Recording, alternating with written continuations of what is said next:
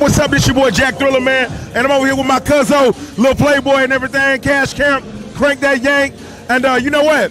We're over here with Ross Media right now. Because if you're trying to get your shit circulating, it ain't really doing that if it ain't on Ross Media. They know what time it is over there. Do you have something in mind? Y'all go to commercial.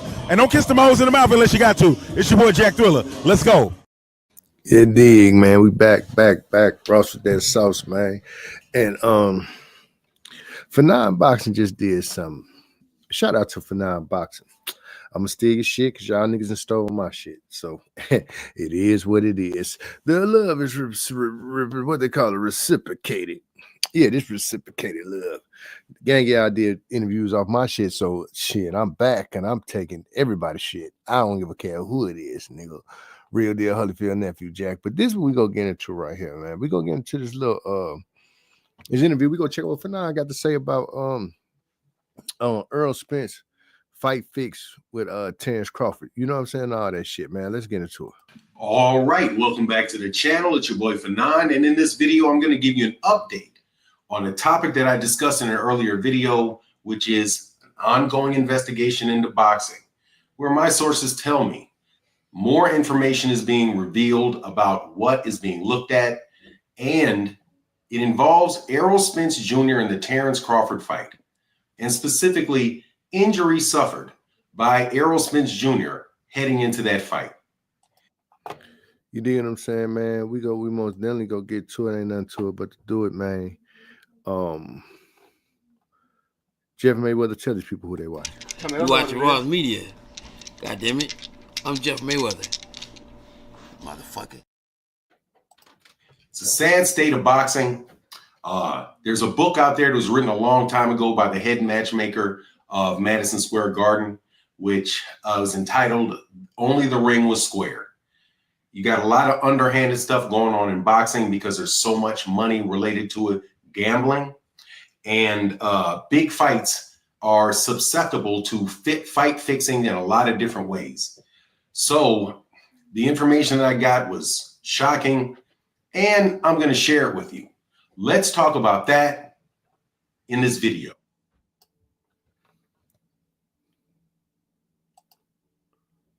Welcome back to the channel. So Errol Spence Jr. and Terence Crawford had a fantastic event, huge event. A lot of people attended, big gate, a lot of pay-per-views, a lot of money made. There was also a lot of money made in gambling and all of the other different things around the sport of boxing that weekend.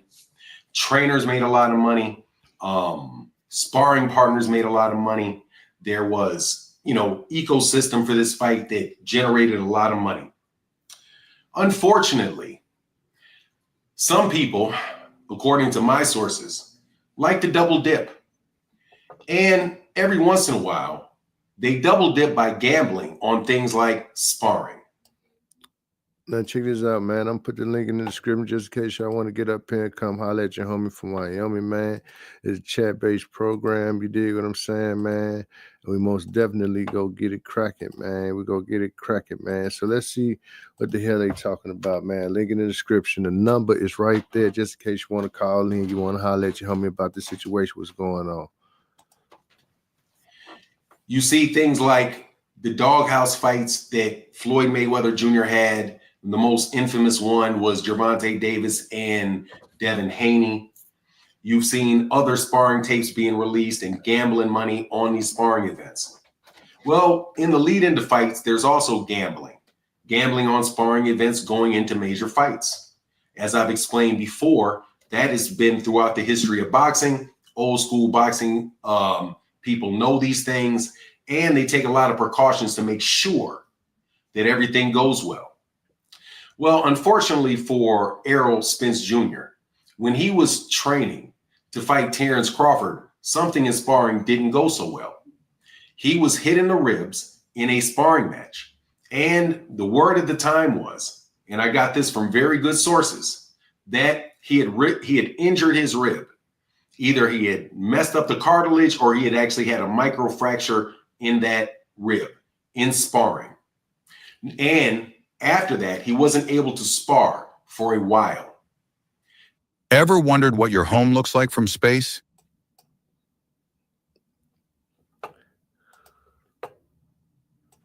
What is the connection? The investigation of the sources that I'm looking at have said, without specifically talking about Errol Spence, that one of the things that they have had complaints with from the people that they have spoken to throughout boxing is that oftentimes people fix sparring matches by loading their gloves. So that's crazy right there. If he was in sparring match and the gloves was loaded and all that stuff, you know what I'm saying? That's bogus. But not only was the gloves probably loaded with in there, but we seen Terence Crawford stack them wraps, and I believe Terence Crawford was off the Scooby snack, the the Zypack Scooby snack in that fight, because Terence Crawford was that he wasn't Terence Crawford, he was Terence Crawford times 4. One infamous example was Tyson Fury being accused of that several years ago by a fighter's name I do not remember, but it was during the time of the Deontay Wilder Tyson Fury trilogy, where this particular fighter, Nicholas something, said that he had tapes of the used gloves that Tyson Fury was using, and said that Tyson Fury had egg weights in his gloves. Ooh, nasty. That's disastrous work right there. Tyson Fury is cheating. I seen when they was pressing on Tyson Fury gloves how it wasn't no padding up in the gloves, kind of like Marco McDonald gloves when he wanted to fight Floyd Mayweather. But let's carry on. And why would people do that? Because they're gambling on sparring, and that is what they believe is going on. And they are looking at the specific situation with Errol Spence Jr., I assume from the conversation that I got, because it was around that general fight and that general deal. So there's a lot of other ominous things that I could talk about. Specific. Now that's crazy if Terence Crawford got to find out who Errol Spence partners was, sparring partners in that fight, and actually paid them to load the gloves when they sparring him. That'd be real crazy. Specifically, the fallout between Errol and his coach, Derek James. The lawsuit that took place that is not really moving very far, at least in the court documents that I'm looking at, where there is $2 million being asked for by Derek James, even though their agreement says that he should get $200,000. But infamously, and this is what people noticed, Derek James in an interview on Fight Hype said yesterday's prices are not today's prices. So before he actually made the fight with Terence Crawford, Derek James said yesterday's prices is not today's prices. And then after the fight, Derek James is doing exactly that. He's telling Errol, yesterday's prices are not today's prices. Yes, you used to have to give me 10% of the fight contract, but now you've got to give me 10% of the general revenue. That's quite a muscle move right there. It's quite a muscle move. So you're just not saying that that's maybe just had a misunderstanding about how contracts work and how, if you're on a fight by fight basis, you can't negotiate it in contract after that takes place. But there's just a lot of turmoil around Errol Spence Jr.'s camp during the time of that fight. Also, I told you before that once he got there to Las Vegas, he also looked like he came down with COVID. Yeah, nigga was high. And the crazy thing about it wasn't even, it was more like right before the fight, just walking in the arena. Like he just looked like he was off some damn heroin or a whole lot of super Zypacks, man. I ain't gonna lie. People were saying that it looked like maybe it was CTE from the car crash and he's just not the same. And but Errol Spence Jr. in the media has said that he's had all of his tests, all of the related to his brain, and everything is a go. So, and in between fights, he doesn't feel like that. His speech clears up. But before that fight, he looked drunk. He looked high, similar to the same way that Deontay. I was the only nigga saying that shit, man. I was saying that shit. Now everybody want to say he looked drunk and he looked high after the fact. I'm the nigga that put that shit out there that nigga was drunk or high, man. Come on, man. Wilder looked like he was in a buzz when he came out for the second Tyson Fury fight. I've been said that, so everybody jumping on the bandwagon now. I want to see videos from that date and that time, that right after that fight, saying the things that he's saying now. I want to go back to that day and that time and look on people's channels and see who was saying that shit other than me. So what I'm saying is, all of this stuff is including trainers, not speaking specifically of Derek James, so I can be clear. I've also been told that there's other trainers that have been looked at for gambling between two trainers, right? So trainer A bets trainer B on the outcome of the fight. And the fighters may or may not know about the bet. But the thing is that trainer could easily double cross that fighter by betting against him, or betting the round, or betting or working and collaborating them to lose, pay off the money, and get a kickback from the money that you bet from anybody in that camp. So I've been saying this, and I'm trying to be as direct. There's a lot of people in boxing that consider themselves to be street people. And when you're in the streets, or let me say it more correctly, when you're making your money in ways that are not legal, you're going to run afoul of the law a lot. And when those little things that you do take place, the big people are going to be the last people that they get to, because yours are so obvious. You can get it on transactions, you can get phone calls, you can get all of that stuff. Very easy for those guys on the ground. So there used to be a lot of videos that certain people made about controversies around Deontay Wilder when it suited them. Yeah, but see, this is the crazy thing about it, because I was there at that Wilder fight, man.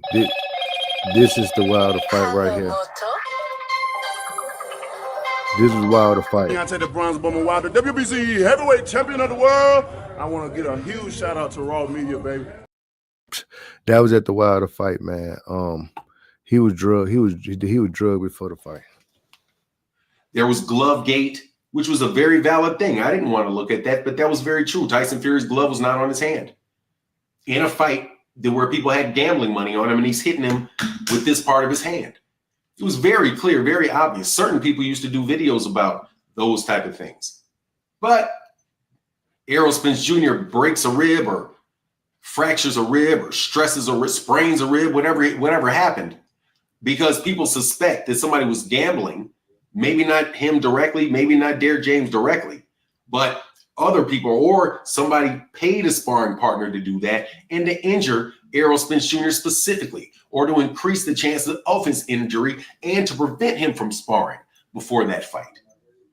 All of these things will take place when you have guys in boxing that will fix fights, as we saw Turki Al-Sheikh do live on television when he fixed the fight with Shiraz versus Carlos. Yeah, now that's another thing. Turkey leg. Turki Al-Sheikh, goofy in the teeth, straight up, smelling like lunch meat. That nigga fixing fights over there. He told them to tell the judge, this is what this is. This is this. It's 2-1 or 1-2 or this and that, woo-woo. And they listen to him. The fight's fixed over there, man. Gervonta Tank Davis don't go over there, man, because they go rob your ass, boy. Adames. People are starting to think that boxing is just a big laundromat, where the boxing match is the least important thing to many people around, because they want to scrape the pennies that they can by sucking it out of the fighters, gambling, sucking the money out of Vegas by fixing fights, instead of actually selling tickets. And maybe that's the reason why certain people are willing to just throw so much money into the sport of boxing, because they're trying to get, access to all of that other stuff, all those other opportunities to gamble in ways that are not legal. Yeah, they know what they're doing, man. They know exactly what they're doing, Jack. They know exactly what they're doing. Turkey leg, Alex Sheik. Turkey leg full of sheet. You rat bastard. You over there fixing fights and shit. So, yeah, so it makes sense for him throwing a gang of money up in there. You dig what I'm saying? And after he throw the money up in the game, far as fixing making the fight, he know who go win the fight. So he go and bet, probably have somebody, one of his cousins, bet 10 million, 20 million in Vegas that this person win. And they put the money up, and then that person actually win because the fight was fixed. So it ain't really like he took a loss or none of that shit. You dig what I'm saying, man? Yeah, he's bad for boxing, man. Get his goofy ass out of boxing, man. You dig what I'm saying? Get Tyson Fury fake ass out of boxing. You dig what I'm saying? See, when Tyson Fury can't use them rubbery ass gloves, if y'all notice his last fight, Tyson Fury couldn't use them rubbery ass gloves, man. Them little thin ass, paper thin ass gloves. Tyson Fury couldn't use that. And in Terence Crawford last fight, he couldn't use them bogus gloves or none of that. And you see the outcome of it. You dig what I'm saying? But it's real deal Holyfield nephew Jack. Jeff, let these people know who they watching. You watching Raw's Media. God damn it. I'm Jeff Mayweather. Motherfucker. You dig what I'm saying? Yeah. The game is rigged, man. The whole game is rigged from all sports. Anything I do with sports is all rigged. Said Turk is the CIA, man. It's possible he could be more than that. I wouldn't put it past him, but he fixing them fights. I don't you know what? I don't know. Could the CIA fix fights like that? Unless they like deep undercover. You know what I'm saying?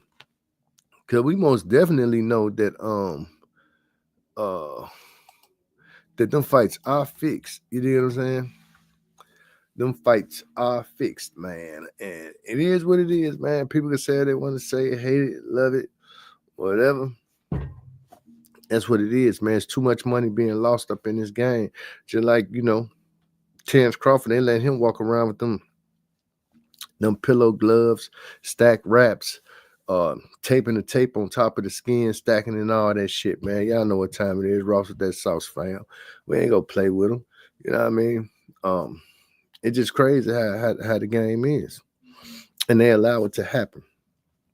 And we got to sit back as consumers and boxing fans and spending that money up on this shit when this shit ain't even right, man. It ain't right. It's you only winning by luck. I don't even believe in luck. The people that's supposed to win the fight don't win the fight.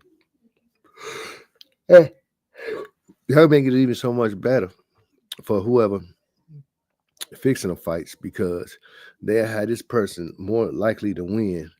And if he wins, you're only getting this amount of money. But if this other person wins, you getting way more money. This person win, you might double your money. This person win, you damn near might triple your money if that nigga win. And they making it where that person win. You dig what I'm saying? Man, I told you, it's like the rap industry and all that stuff. It's fugazi, man. It's 100% fugazi. I can't make this up. It's super fugazi, fam. It is what it is, man. A lot of these boxers probably had to do the egg test, stick the egg in their ass. And see if that motherfucker busts. If it busts, they ain't ready for spaghetti. But if it don't bust, you know what I'm saying? This game messed up, fam. It's all the way messed up, man. It's fights ain't nothing wrong. It's in the big picture as long as Saudi Arabia keeps that dollar strong. Yeah, everybody, like even the Jamel Charlo and Canelo fight, man. That was bullshit. That was complete bullshit. It's bullshit. Niggas just come to get a check. That's all he wanted to get was a check, man. That's it. Just like everybody else, they just want a check. But I'm just like, earn your check, nigga. Get up in there and really do your thing. Because he really didn't fight. Was it meant for him not to fight? I think Dominique Wilkins or somebody said, don't quote me the name, but one of them basketball players said that the coach say, hey, I'm gonna pull you out after 5 minutes because I just got a call to pull y'all out after 5 minutes so this dude could keep his scoring record and this and that. And he's like, what? After 5 minutes, they pulled him out. They ain't play no more of the game. You dig what I'm saying? Man, the game messed up and screwed, and it's all happening in front of our eyes. And what could we do? Ain't nothing we could do except watch it. And if you're gambling on it, I say bet on both of them. At least you go break even. Because when you thinking this person go win and this person don't win, and that person don't win, Then it's like, damn, and you knew better. Kind of like with the Eagles and the Chiefs. And I knew they weren't about to let the Chiefs beat the Eagles. And everybody thought that the Chiefs was going to win. All that stuff was garbage, man. This was designed to go exactly the way it's supposed to go, man. Straight up. It's to beat you out of your money. Straight up. Oh, he said Mike Fratello. Yeah, I just seen an interview with that, and he was like, man, they said pull him out after 5 minutes. Like, what? The game rigged, man. The whole game rigged, man. It is what it is. It's your homie from Miami, Ross of that sauce. I had to get up here and holler at y'all and politic with y'all real quick. You dig what I'm saying? Just to give you a little spiel. You know what I'm saying? A little spiel that will not kill. You understand me, family? And Debo, let them know what's going on. Hey, y'all watching Ross Media, ROSS, okay? This is Debo from Hit Movie Friday, and I still got the bicycle. Now get out of my face. We about to fade to black.